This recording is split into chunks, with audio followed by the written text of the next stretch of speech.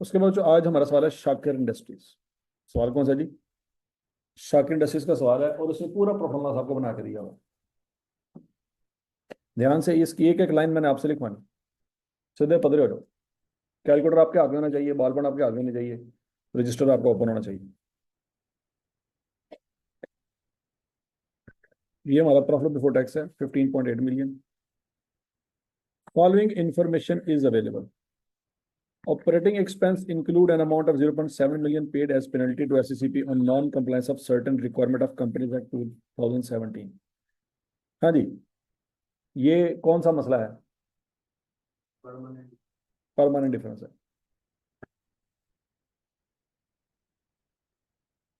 तो बटन नीचे कर दो। पहला पॉइंट सबको समझ आ गया? इस परमानेंट डिफरेंस का क्या करेंगे?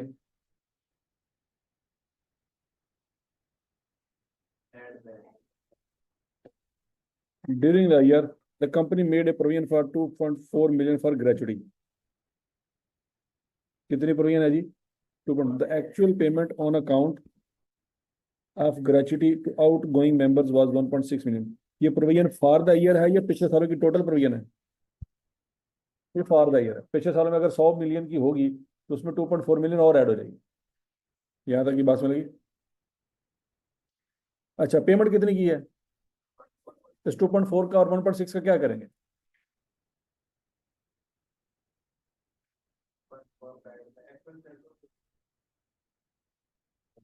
हाँ जी, 2.4 का क्या करना है और 1.6 का क्या करना है?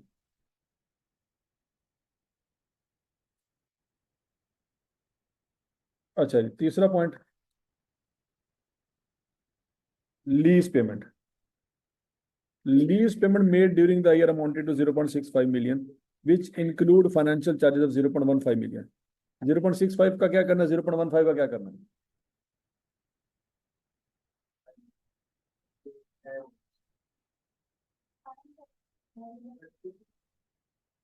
हाँ जी बताएं, 0.15 का क्या करना है और 0.65 का क्या करना है? तसल्ली से, तसल्ली से।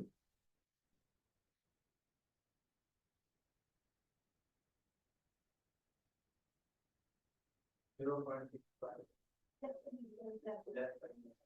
पॉइंट सिक्स फाइव को लेस करेंगे और 0.15 को ऐड करेंगे। ये बात समझ आई? क्यों लेस क्यों करेंगे?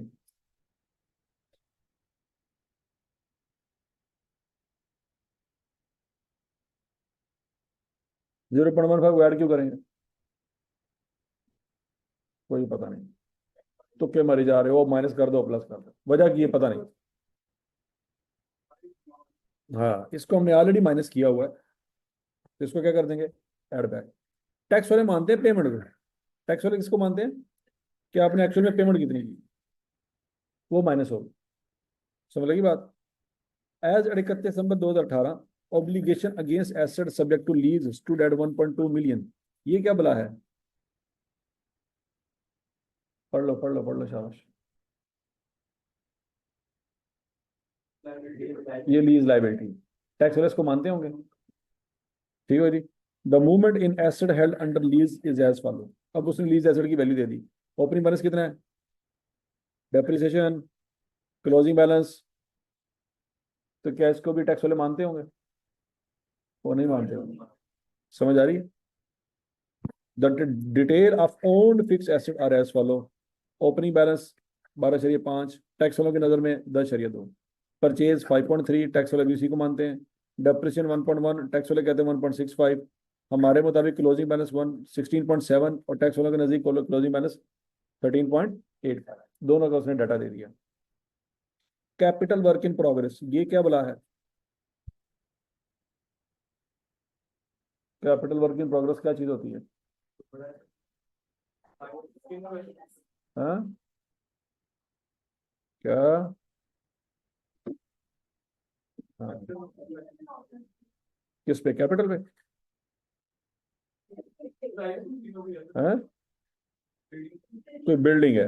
As on 31 December 2018 include financial charges of 2.3 million. हाँ जी, ये क्या चीज़ है 2.3 मिलियन? इसका हमने क्या किया होगा? सही किया होगा गलत किया होगा? हाँ, which have been capitalized in accordance with IAS 23. However, the entire financial charges are admissible under the Income Tax Ordinance 2001. Tax वाले क्या कहेंगे? इसको क्या करेंगे? प्लस करेंगे माइनस करेंगे? माइनस करेंगे, ये माइनस होना है। ठीक हो गया जी। Deferred tax liability and provision for gratuity as 31 December 2018, 0.55 million, 0.7 million. 0.55 क्या है, 0.7 क्या है? ओपनिंग बैलेंस या क्लोजिंग बैलेंस? आवाज नहीं आई। Opening balance. और ये 0.7 मिलियन क्या है? किसका? ग्रेचुइटी का, respectively. Applicable income tax rate is 35%। Income tax rate क्या है? 35%। Based on the available information compute the current and deferred tax expense for the year 31 December 2018। तो बच्चों आपने काम बस ये करना है, करंट टैक्स की पहले वर्किंग करें, उसके बाद बाकी बातें होंगी। क्या ये सवाल आपके पास मौजूद है? करंट टैक्स की वर्किंग करें शाबाश।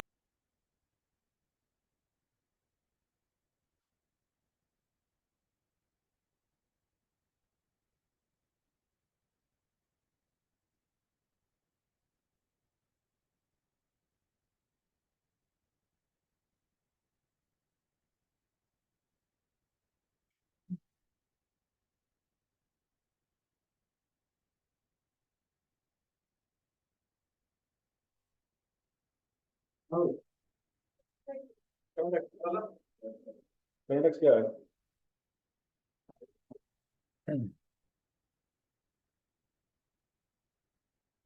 5 पॉइंट।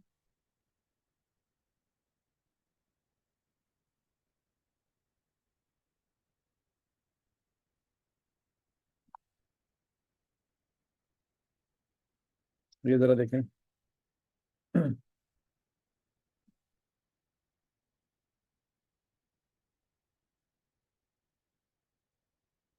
5.1275। सबका आंसर ये है? क्या कोई गड़बड़ हो गई है?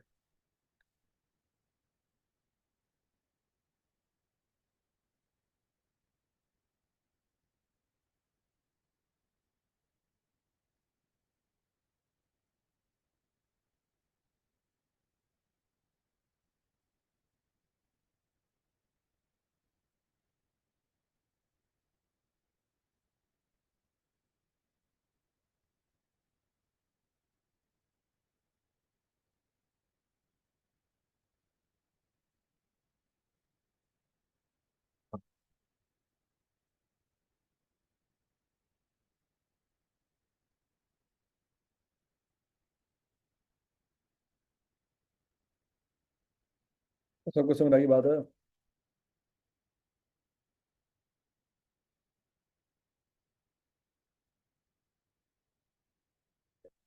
अच्छा जी, अब निकालना है डेफर्ड टैक्स।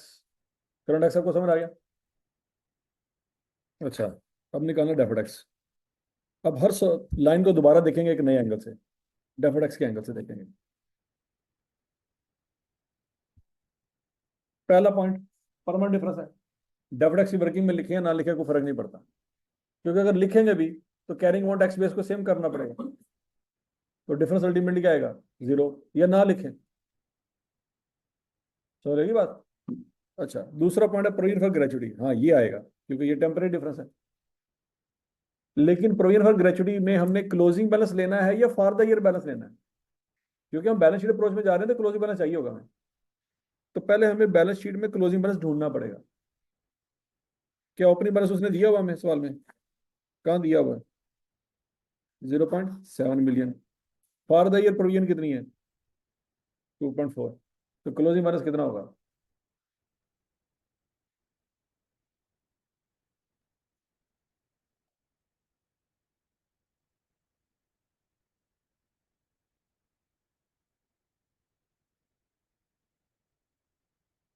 ग्रेचुइटी का अकाउंट बनाए शाबाश।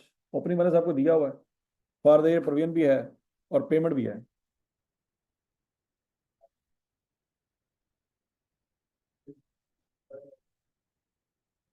क्लोजिंग प्रोविजन कितनी होगी थी? 1.5।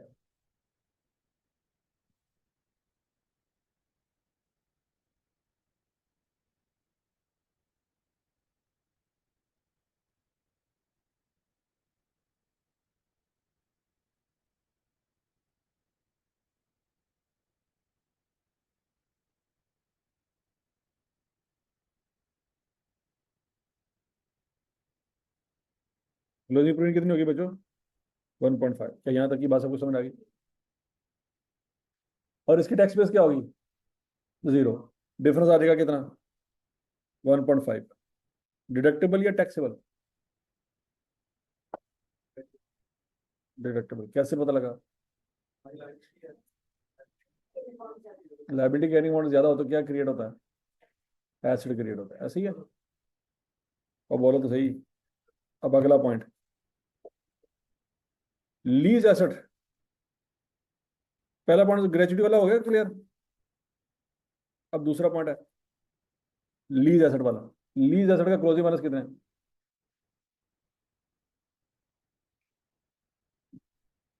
क्या टैक्स और इसको मानते हैं?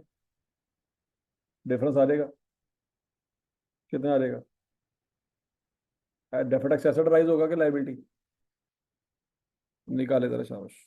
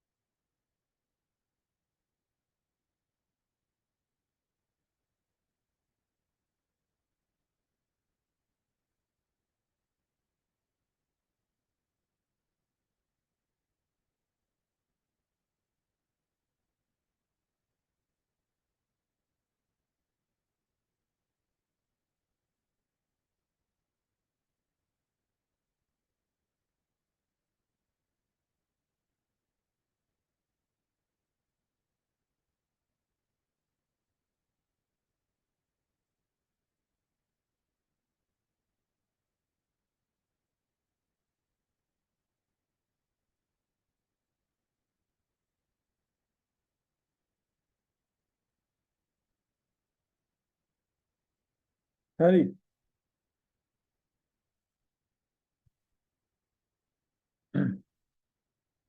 अब ये क्या बला है?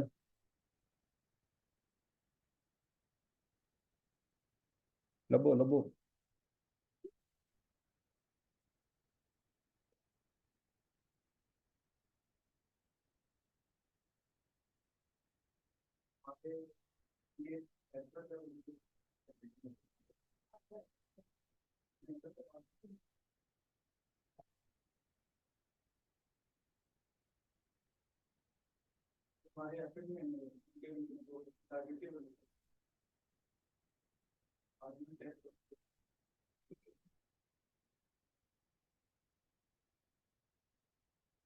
हाँ जी, क्या है जी? लाइबिलिटी। टैक्स वालों के नजदीक इसकी वैल्यू क्या है? जीरो।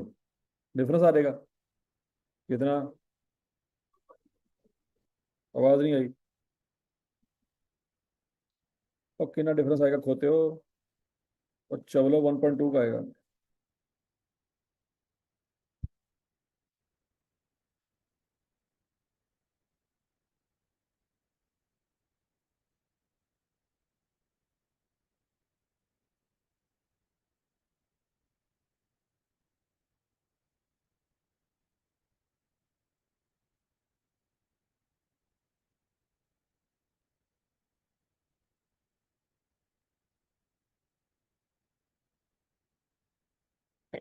हाँ जी, एसेट्स का। एसेट्स के पॉइंट का क्या करेंगे? Point number 4।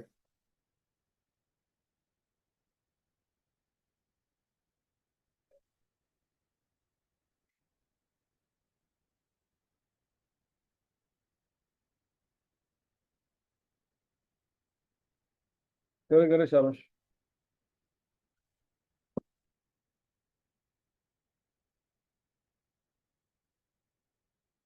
हाँ।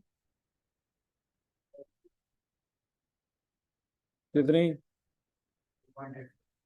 2 पॉइंट। ठीक हो गया। उसके बाद पॉइंट नंबर 5। 2.3 का क्या करेंगे?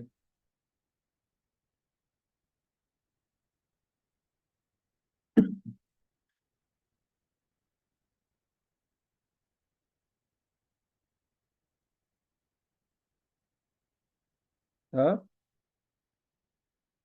तो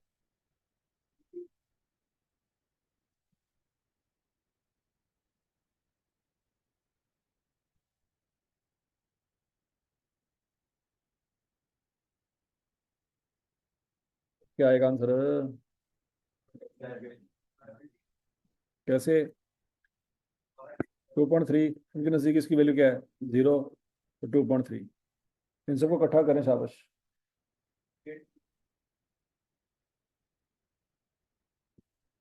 सबको इकट्ठा करें और एंड पे मुझे आंसर निकाल के दें।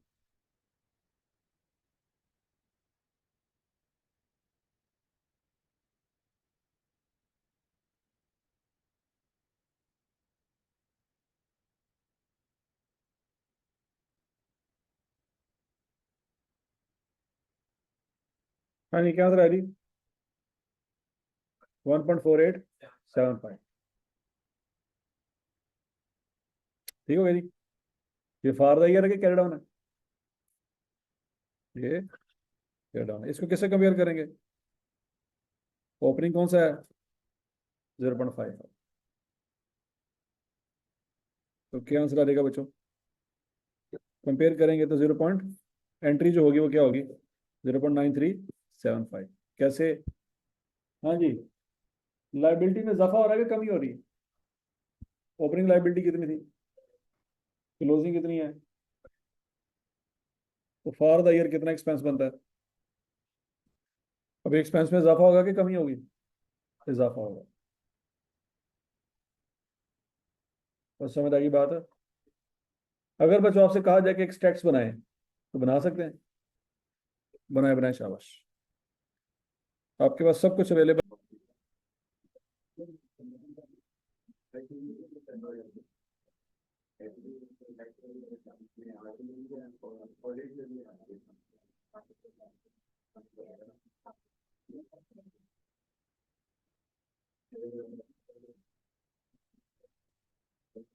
हाँ भाई, बन गया जी।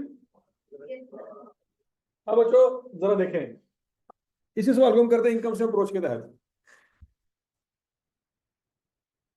अब इनकम स्टेटमेंट अप्रोच के तहत ये वाला आंसर सीधा सीधा आना चाहिए, ऐसे ही आना चाहिए कि नहीं आना चाहिए? गूंगे हो, मर गए हो?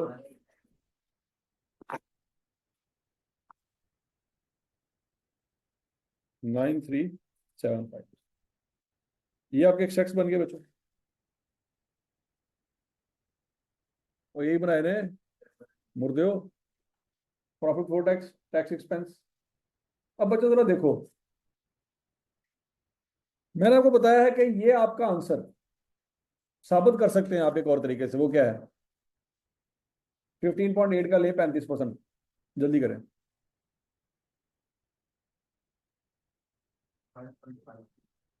5 पॉइंट। लेकिन ये तो मैच नहीं कर रहा, कुछ गड़बड़ है, कुछ लोचा है। क्या गड़बड़ है?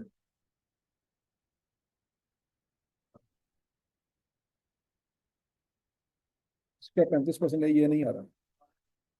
परमानेंट डिफरेंस बीच में आ रहा है। अब जब परमानेंट डिफरेंस बीच में आएगा बच्चों, 15.8 का 35%, सीधा आंसर ये है, नहीं आएगा। पहले आया करता था, अब वो बचपन की बातें, अब नहीं आएगा। क्यों नहीं आएगा? परमानेंट डिफरेंस की वजह से आएगा। तो जरा परमानेंट डिफरेंस वाला पॉइंट में आपको मैंने समझा दिया है। परमानेंट डिफरेंस निकालें जरा, शाबाश। परमानेंट डिफरेंस कितने कितने हैं? एक ही है बस, और कोई नहीं है। तो क्या हुई होगी पेनल्टी? अब क्या करेंगे?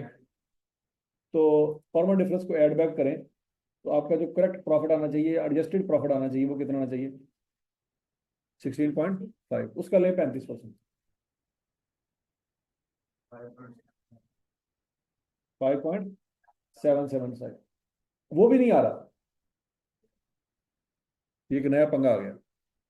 हमने तो ये सोचा था कि भाई अपने अकाउंटिंग प्रॉफिट में परमानेंट डिफरेंस को रिवर्स करेंगे, जो आंसर आएगा उसका 35% लेंगे तो ये वाली फिगर आ जाएगी। लेकिन वो फिर भी नहीं आ रही। इसका मतलब है गड़बड़ कोई और भी है। अब वो क्या गड़बड़ है जिसकी वजह से ये वाला आंसर नहीं आ रहा जो कि आना चाहिए? पहले हम सीधा सीधा अकाउंटिंग प्रॉफिट का 35% लेते थे, आंसर आ जाता था।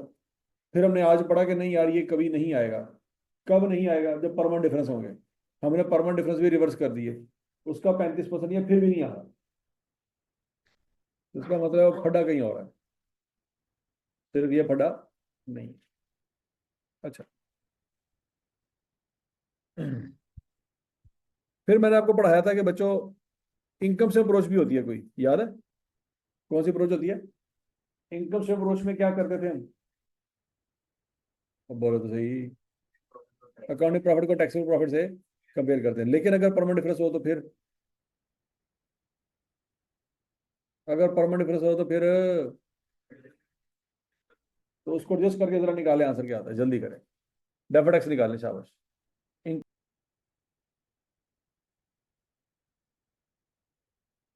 तो समझ आ गया आंसर? तो फटा यहाँ पे है।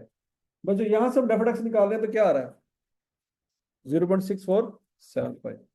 और जब बैलेंस शीट अप्रोच से हमने आंसर निकाला, तो बैलेंस शीट अप्रोच में जो आंसर आ रहा है 0.937, फटा यहाँ पे है कि दो अप्रोचेस के तहत हमारा पहले हमेशा डेफिनेट एक्स बराबर आया करता था। अगर दो अप्रोचेस हम वेरीफाई करने के लिए दूसरी अप्रोच इस्तेमाल करते थे, तो जो आंसर बैलेंस शीट अप्रोच से आता था वही answer profit and loss approach से आता था। अब ये दोनों डेफिनेट एक्स बराबर नहीं आ रहे। अच्छा, अगर प्रॉफिट एंड लॉस अप्रोच वाला डेफिनेट एक्स हम यूज करें तो उसे देखते हैं आंसर क्या आता है। बच्चों करंट एक्स तो वही होगा ना जो है, करंट एक्स तो चेंज नहीं होगा। करंट एक्स कितना है? 5.1275। डेफिनेट एक्स अगर इनकम स्टेटमेंट अप्रोच वाला यूज करें तो इनकम अप्रोच वाला डेफिनेट एक्स कितना है? 0.64।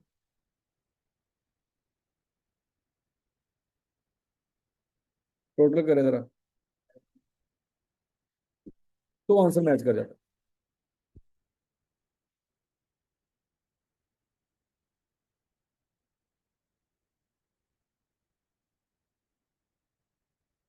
तो ये आंसर क्यों नहीं मैच कर रहा, ये बात समझ आएगी सबको?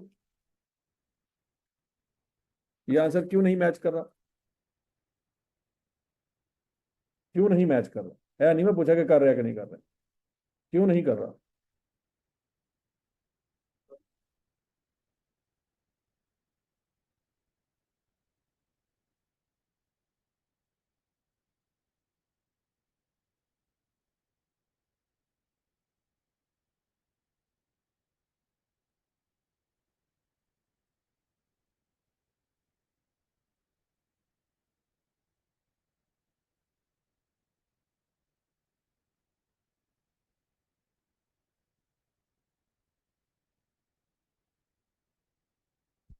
और क्यों नहीं मैच कर रहा? किसमें?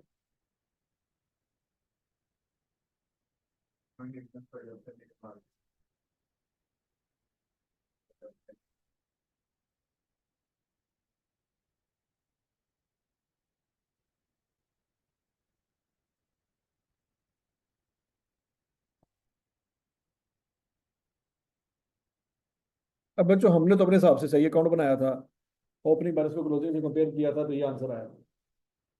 अब ये वाली वैल्यू तो ठीक है क्योंकि हमने अपने जो कंसेप्ट पढ़े थे वही अप्लाई किया। ओपनिंग को क्लोजिंग से कंपेयर किया था, ये आंसर आया था, ये भी ठीक है। तो बच्चों ये वाले आंसर में क्या सिर्फ यही चीज इन्वॉल्व है? ये जो आंसर निकाला 0.9375, ये गलत है ना? क्या नहीं गलत? और गूंगे हो, बोलो तो सही, लानती हो। 0.937 यही गलत है ना? ये निकाला था जब ये निकाला था उस बाद में आया था, तो ये तो हमने वैसे ही निकाला था जो कंसेप्ट पढ़े थे उसके हिसाब से निकाला था। या तो फिर आज पता नहीं कंसेप्ट चेंज हो गया क्योंकि आज मंडे का दिन है इसलिए। तो पुराने जो कंसेप्ट पढ़े थे आज मंडे वाले दिन चेंज हो गए? नहीं, हमने वही किया था, क्या कैरिंग अमाउंट को टैक्स बेस से कंपेयर किया था, डिफरेंस आया था, रेट लगाया था। तो ये तो वैसे ही जैसे करते हैं वैसे ही कर रहे हैं। और वो निकला है किसको किससे कंपेयर करके? ओपनिंग के ऊपर हमेशा है। गड़बड़ अगर हो सकती है तो किस में हो सकती है? ओपनिंग में गड़बड़ हो सकती है, लेकिन ओपनिंग तो उसने सवाल में दिया हुआ है। ओपनिंग हमने कहाँ से उठाया? सवाल से उठाया। हमने खुद तो नहीं कैलकुलेट किया। तो इसका मतलब है अगर ये वाली चीज हम खुद कैलकुलेट करें तो आंसर 0.55 आना चाहिए। अगर तो आंसर 0.55 आ गया तो फिर तो मसला कोई और होना चाहिए। अब बच्चों 2017 का उसने हमें बैलेंस बता दिया था 0.55 है, लेकिन हम खुद कैलकुलेट करना चाहते हैं 2017 का बैलेंस। तो बच्चों 2017 का बैलेंस निकालने के लिए पहली लाइन से दोबारा शुरू करें। हर वो चीज ढूंढने जो 2017 में हो सकती है। पहला पॉइंट, इसका 2017 के डेफिनेट एक्सेल को लेना देना है। क्यों?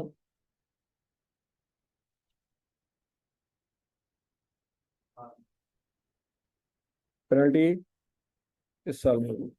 पॉइंट नंबर 2 पढ़ें।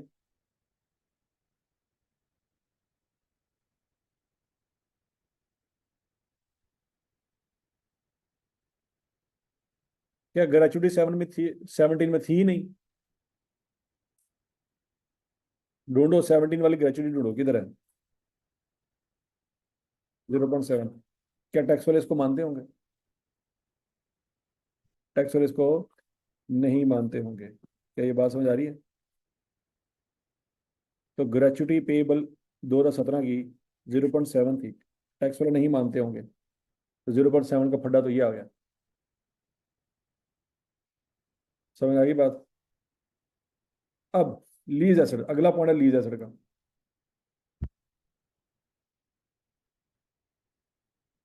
हमारे नजदीक लीज एसेट कितना है? ओपनिंग लेना हमने, ऐसे ही है ना? तो इसको मानते होंगे? नहीं मानते होंगे, जीरो। ठीक हो गया। अब ये लीज लाइबिलिटी थी 1.2, क्लोजिंग की ओपनिंग, हमें कौन सी चाहिए? ओपनिंग। तो क्लोजिंग से ओपनिंग सोचना पड़ेगा। कैसे? कुछ जुगाड़ लगाएं, ओपनिंग लीज लाइबिलिटी निकालनी है।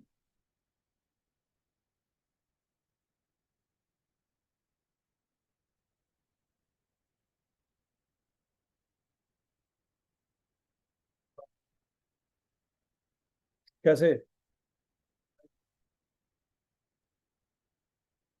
क्या करेंगे बताओ तो सही, क्यों ऐड किया, वजह क्या है, तकलीफ क्या है?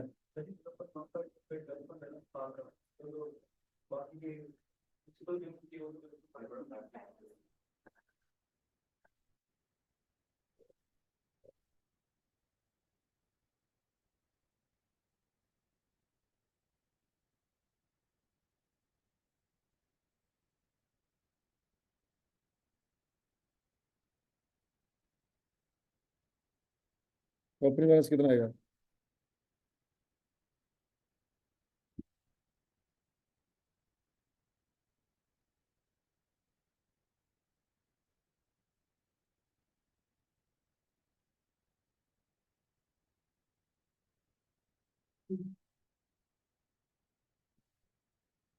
तो 1.7 को मानते होंगे?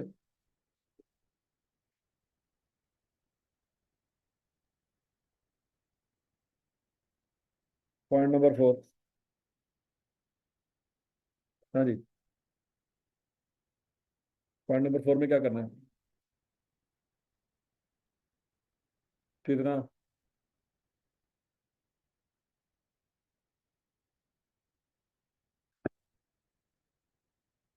बोरिंग कॉस्ट पिछले साल में? कोई नहीं। ये साल की बताइए, पिछले साल की उसने नहीं बताई। तो बच्चों यहाँ से डेफिनेट निकालें जल्दी करें।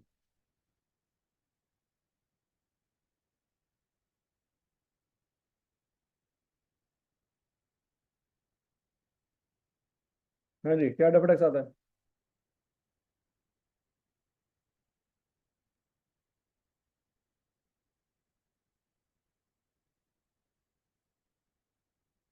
आवाज नहीं आ रही। 0.84।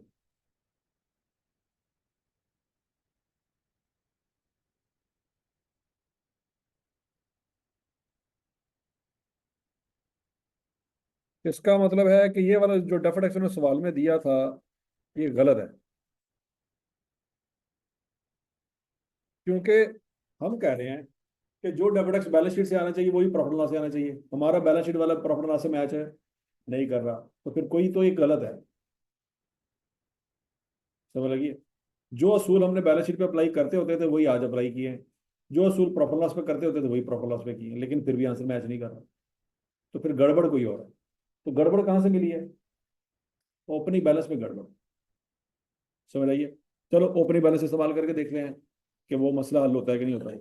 अगर बच्चों हमारा ओपनिंग बैलेंस 0.55 की बजाय 0.84 होता, और क्लोजिंग बैलेंस 1.4875 होता, तो फॉर द ईयर एक्सपेंस कितना आता? 0.6475 आता।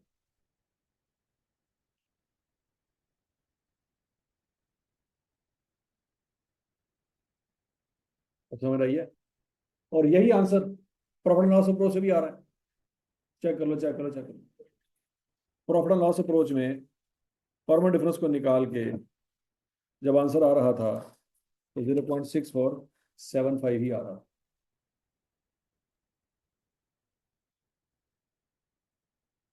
समझ लगी? इसका मतलब ये हुआ बच्चों, अगर आई कैप ने आपको ओपनिंग डेफर्ड टैक्स लाइबिलिटी दे दी है, हो सकता है वो सही हो सकता है वो गलत, तो आपके ऊपर ये फर्ज नहीं है कि उसको ठीक करना शुरू कर दें। अब जो भी दिया आप सवाल तो वहीं से करेंगे ना। समझ नहीं? उसने जो भी दिया सवाल है उसी से शुरू करेंगे। अच्छा, तो जब वो उसने वैल्यू दे दी, आप उसको क्लोजिंग से कंपेयर करेंगे, डिफरेंस आ जाएगा, डिफरेंस को प्रॉफिट उसमें आप अपने स्टैट्स में लिख देंगे। तो बच्चों उस सूरत में जरूरी नहीं है कि प्रॉफिट एंड लॉस अप्रोच वाला आंसर उससे मैच करे। वो बात सुन लगी है? पेपर में बैठ के जब आप प्रॉफिट एंड लॉस अप्रोच वाला आंसर निकाल रहे होंगे तो हो सकता है वो इससे मैच ना करे। तो आप ये ना समझे कि पता नहीं बैलेंस शीट वाला ठीक है कि प्रॉफिट एंड लॉस वाला ठीक है। फिर बैलेंस शीट में जो भी है वो ठीक है, क्योंकि उसने आपको 0.55 दे दिया। अब आप उसको चैलेंज नहीं कर सकते तूने गलत दिया। जो भी दिया आप सवाल वहीं से शुरू करेंगे। नहीं समझ लगी? लॉजिकली उसको 0.55 नहीं देना चाहिए था, 0.84 देना चाहिए था, लेकिन उसको 0.55 दे दिया, तो क्या कहें उसको? कहें जाके कि भाईजान तू गलत किया है। उन्होंने कहा ना मैं क्वालिफाइड हाँ, तुम CFR2 तीसरी बारी देंगे हो, तुम मैनू गल्ला करोगे? तो समझ आ रही बात कि नहीं? तो आप उसको बात नहीं कर सकते। जो भी उसने बैलेंस दिया सवाल वहीं से शुरू होगा। सही है ये गलत है, आपको उससे तकलीफ नहीं होनी चाहिए। तो क्लियर है? तो बच्चों अब जाहिरी तौर पे ये सवाल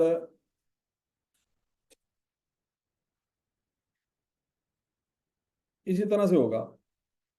15.8, करंट टैक्स 5.1275 और डेफर्ड टैक्स 0.9375।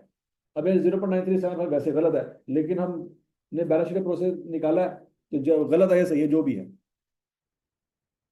उसके पास जो सोल्यूशन होगा उससे मैच हो रहा होगा। लॉजिकली गलत है लेकिन उसके सोल्यूशन से मैच करता होगा, नंबर उसने आपको इसी बेस पे देना। ठीक है? उस वक्त अगर आप पेपर में बैठ के प्रॉफिट एंड लॉस अप्रोच से डेफर्ड टैक्स निकाल रहे होंगे तो वो उससे मैच नहीं करेगा।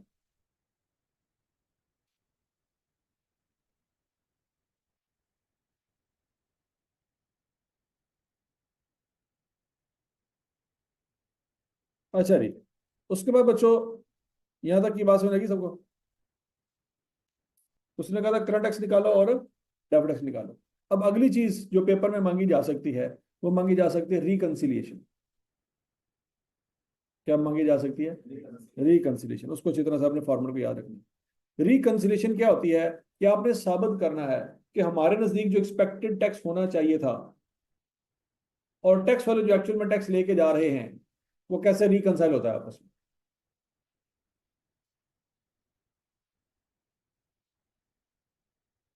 ये रिकंसिलिएशन है बच्चों, पेपर में मांगी जा सकती है।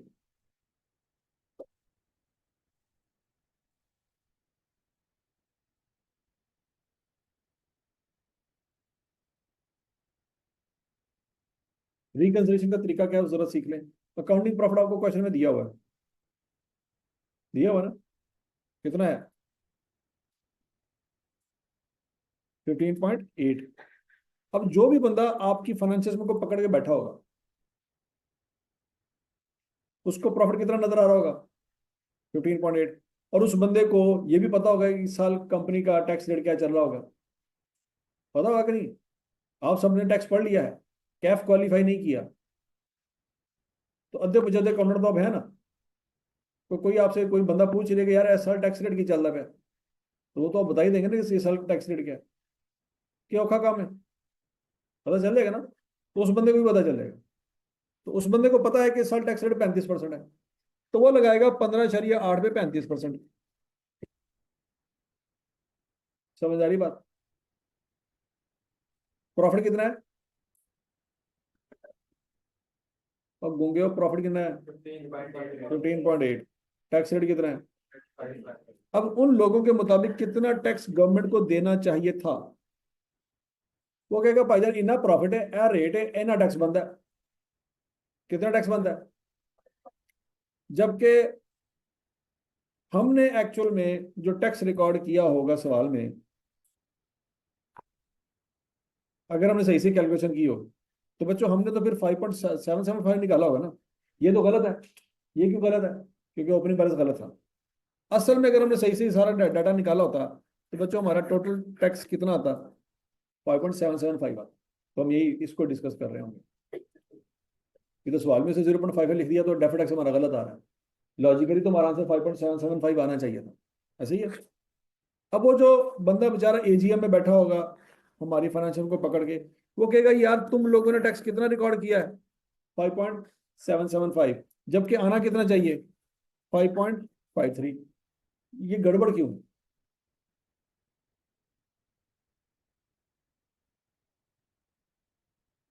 अब गड़बड़ समझ आ रही है। अब देखो, जब परमानेंट डिफरेंस नहीं पढ़े थे हमने, परमानेंट डिफरेंस जब नहीं पढ़े थे, तो वो बंदा अगर हमारी फाइनेंशियल में पकड़ के बैठा होता, अकाउंटिंग प्रॉफिट के ऊपर टैक्स लगा रहा होता, तो अल्टीमेटली नीचे वही आंसर आ रहा होता जो वो निकाल के बैठा होता। कभी रिकंसिलिएशन की जरूरत ना पड़ती। रिकंसिलिएशन की जरूरत ना पड़ती। वो अकाउंटिंग प्रॉफिट को पकड़ के रेट लगा रहा होता, तो अल्टीमेटली आंसर वही आ रहा होता जो हमने लिखा होता। तो उसके लिए रिकंसिलिएशन की जरूरत है। अब रिकंसिलिएशन की जरूरत पड़ेगी। क्यों? क्योंकि परमानेंट डिफरेंस आ रहे हैं बीच में। कौन से डिफरेंस आ रहे हैं? Permanent difference. अब उस बंदे के मुताबिक जो हमारी फाइनेंशियल में पकड़ के बैठा हुआ है, वो कहेगा यार देखो तुमने प्रॉफिट कमाया 15.8, टैक्स रेट कितना है, और टैक्स रेट कितना है 35%। कितना टैक्स पे करना चाहिए था, 5.53। कितना हमने लिखा हुआ है 5.775। वो कहेगा यार समझ नहीं आ रही है, मैच नहीं हो रहा है। हम कहेंगे बुजुर्गो, आपके इस प्रॉफिट के अंदर एक ऐसी चीज भी है जिसपे आप टैक्स लगा के बैठे हैं, जो टैक्स वाला नहीं मानते। कौन सी? पेनल्टी। आपने पेनल्टी के ऊपर भी टैक्स लगा दिया। टैक्स वाले पेनल्टी के ऊपर टैक्स नहीं लगा रहे, क्यों? क्योंकि वो पेनल्टी को मानते ही नहीं। टैक्स वाले पेनल्टी पकड़ के साइड पे कर दिया, जबकि आपने 15.8 के ऊपर जब टैक्स लगाया, तो आप पेनल्टी के ऊपर भी लगा चुके। क्यों? क्योंकि 15.8 से ऊपर ऊपर पेनल्टी आ रही होगी कि नहीं आ रही होगी? आ रही। तो आपने पेनल्टी माइनस कर दी।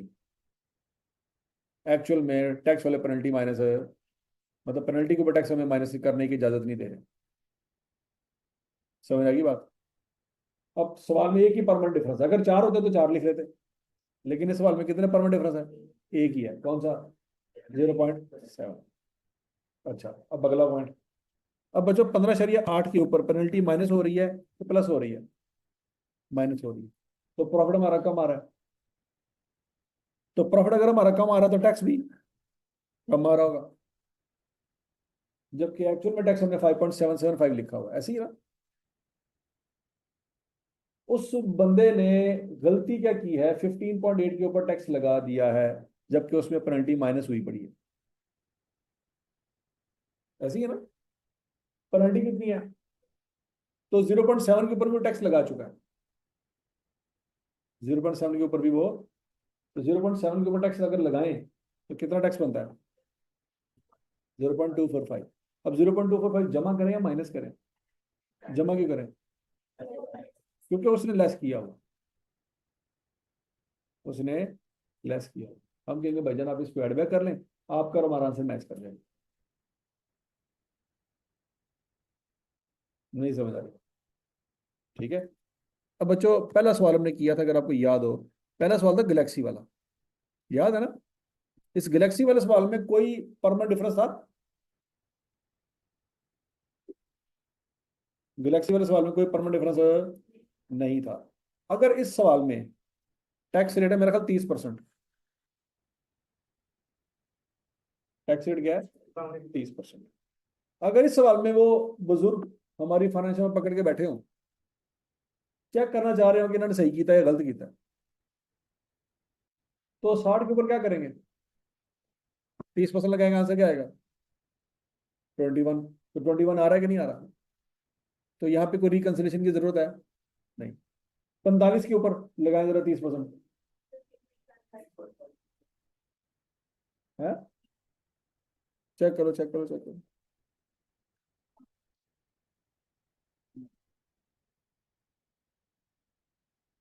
सॉरी, 35% रेट है, 35% रेट है।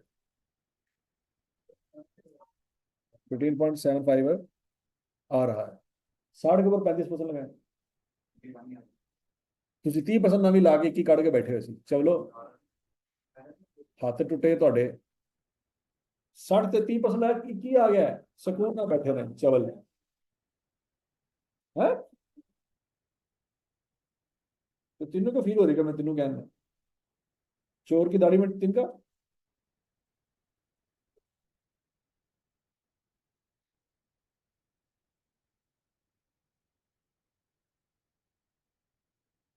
और बंद कर दे ऐसी, अगे दिमाग काम नहीं करता पे तो फ्रीज हो जाएगा दिमाग। और समझ आ गई? तो यहाँ पे रिकंसिलेशन की जरूरत है? यहाँ पे कोई जरूरत नहीं है, क्योंकि जो टैक्स आना चाहिए वही माइनस हुआ पड़ा। 60 में से 21 माइनस किया है तो 45 आया ना। तो किसी बंदे को इतराज हो सकता है कि तुम्हारा टैक्स गलत है। हम कहेंगे भाईजान आप अपना कैलकुलेट कर लें, आपका और हमारा मैच करता है। फटा का पड़ेगा जब परमानेंट डिफरेंस आएगा, तो तब 60 के ऊपर 35% लगाने से 21 नहीं आना। तो उस वक्त वो रौला डालेगा, वो कहेगा भाईजान 21 आना चाहिए, तो 21 लिखा ही नहीं। समझ लगी बात? अब जरा देखो, दूसरा सवाल हमने किया था हॉबिट वाला, याद है कुछ कुछ? हॉबिट वाला सवाल दोबारा देखते हैं बच्चों। हॉबिट वाले सवाल में देखो, हमारा प्रॉफिट था 5,08,000। प्रॉफिट कितना था? 5,08,000। और टैक्स रेट था 30%। टैक्स क्या था? 30%। अब वो बंदा अगर हमारी फाइनेंशियल पकड़ के बैठा हो, 5,08,000 के ऊपर 30% लगा रहा हो, तो आंसर क्या आएगा? यहाँ पे वो रौला डाल देगा। वो कहेगा यार दो ਤੁਹਾਨੂੰ ਚੀਜ਼ਾਂ ਪੜਾਈਆਂ ਸੀ, ਸੀਏ ਤੁਸੀਂ ਕੀਤਾ ਹੋਇਆ, ਤੇ ਦੋ ਫਿੱਟੇ ਮੂੰਹ ਤੁਹਾਡੀ ਡਿਗਰੀ ਦੇ ਉੱਤੇ, ਕਿ 5,08,000 ਦੇ ਤਾਂ ਤੁਸੀਂ 30% ਕੈਲਕੂਲੇਟ ਨਹੀਂ ਕਰ ਸਕਦੇ। ਸਮਝ ਲੱਗੀ? मतलब बुढ़े वारी ਤੁਹਾਨੂੰ ਲਾਂਤਾ ਪੈ ਜਾਣੀਆਂ।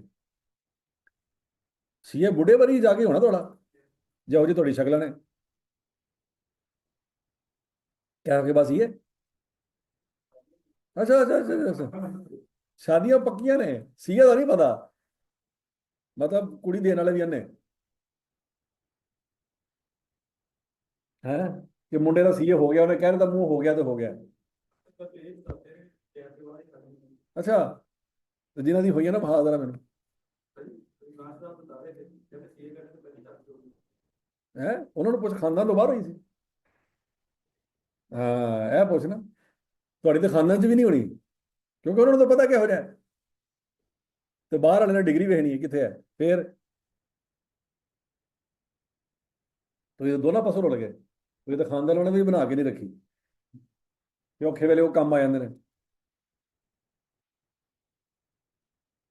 अच्छा जी, तो बच्चों अब इसका मतलब है 5,08,000 का लेंगे 30%, तो जो आंसर आ रहा है वो आंसर यहाँ पे नजर नहीं आ रहा। अब वो रौला डालेगा, वो कहेगा भाईजान ਤੁਸੀਂ दो लफज पढ़े वो भी पुठे, ए पहले आंदा ਸੀ, ਸੀ ਬਾਅਦ ਚੋਂ ਆਂਦਾ ਸੀ। ਤੁਸੀਂ ਪੜਿਆ ਤੇ ਸੀਏ ਪੜਿਆ, ਹਾਲਾਂਕਿ ਬੀ ਆਣਾ ਚਾਹੀਦਾ ਸੀ, ਤੁਸੀਂ ਵਿੱਚੋਂ ਬੀ ਵੀ ਗੈਪ ਕਰਤਾ ਪੜੇ। ਚਲੋ ਤੁਸੀਂ ਪੜ ਮੰਨ ਲਿਆ ਜੇ ਸੀਏ ਬਹੁਤ ਵੱਡੀ डिग्री है, लेकिन 5,08,000 का 30% लइए तो वो आंसर नहीं आ रहा है जो इतने लिखा है। तो फिर इज्जत बचाने के लिए क्या करना पड़ेगा? रिकंसिलेशन बना के देनी पड़ेगी। उन्होंने कहा बाबा जी जरा सब्र करो, ਅਸੀਂ पढ़िया तो हम साबित करांगे क्या ही आंसर आएगा। ठीक हो गया जी? अब बच्चों रिकंसिलेशन कैसे बनाएंगे? अब हम बाबा जी को समझाएंगे कि बाबा जी बुजुर्गों इधर आओ, कितना प्रॉफिट है? 5,00,000। आपने लगाया होगा 30%, बाबा जी ने लगाया होगा ना 30%। तो बुजुर्गों के मुताबिक कितना टैक्स बनना चाहिए? 1,52,400। अब बुजुर्गों को हम एक बात समझाएंगे कि बुजुर्गों इस प्रॉफिट के अंदर दो चीजें ऐसी हैं जो टैक्स वाले नहीं मानते। कौन कौन सी? एक डिविडेंड इनकम है वो नहीं मानते, और एक जुर्माने हैं वो नहीं मानते। डिविडेंड इनकम इस प्रॉफिट में क्या हुई पड़ी है? ऐड हुई पड़ी है, और आपने गलती से उसके ऊपर भी टैक्स कैलकुलेट कर लिया, क्योंकि जब आप 5,08,000 को 30% से मल्टीप्लाई कर रहे होंगे तो उसमें डिविडेंड के ऊपर भी आप टैक्स कैलकुलेट करके बैठे होंगे। हम कहेंगे सर वो डिविडेंड इनकम के ऊपर जो टैक्स आपने कैलकुलेट किया ना वो माइनस करें। माइनस क्यों करें? क्योंकि वो ऐड करके बैठा हुआ। तो डिविडेंड इनकम है 30,000, उसके लिए 30% आंसर क्या आता है? 250। शाबाश शाबाश शाबाश। कैलकुलेट कोई नहीं किया? हाँ नहीं, 30,000 के ऊपर लगाए 30%। प्लस करें या माइनस करें? माइनस क्यों करें? है? पहले ऐड किया हो। अच्छा, जुर्माने। जुर्माने पहले क्या हुए पड़े? माइनस। अब क्या करेंगे? जुर्मानों को ऐड नहीं करना, जुर्मानों के ऊपर जो टैक्स बनता होगा वो ऐड करना, क्योंकि हम टैक्स को रिकंसाइल कर रहे हैं, प्रॉफिट को रिकंसाइल नहीं कर रहे। जुर्माने के ऊपर टैक्स कितना बनता है? 2700 को क्या करेंगे? जमा। तो 1,52,400 में 2700 जमा कर दें और 9,000 माइनस कर दें, तो आंसर क्या रहेगा? 1,46,100। और वो हमने ऊपर लिखा हुआ, यहाँ पर हमने क्या लिखा हुआ? 1,46,100। वो कहेगा भाईजान थोड़ा आंसर मैच नहीं कर रहे, हम उसको कहेंगे सर आप रिकंसिलेशन पेज पे चले जाएं, वहां पे जाके मैच कर लें। और रिकंसिलेशन की जरूरत कब पड़ेगी कब नहीं पड़ेगी? जब परमानेंट डिफरेंस होंगे रिकंसिलेशन की जरूरत पड़ेगी। जब परमानेंट डिफरेंस नहीं है, सीधा सीधा आंसर जो बुजुर्ग कैलकुलेट करेंगे वहां लिखा होगा सामने। और हजम शुद्ध नहीं समझ आएगा।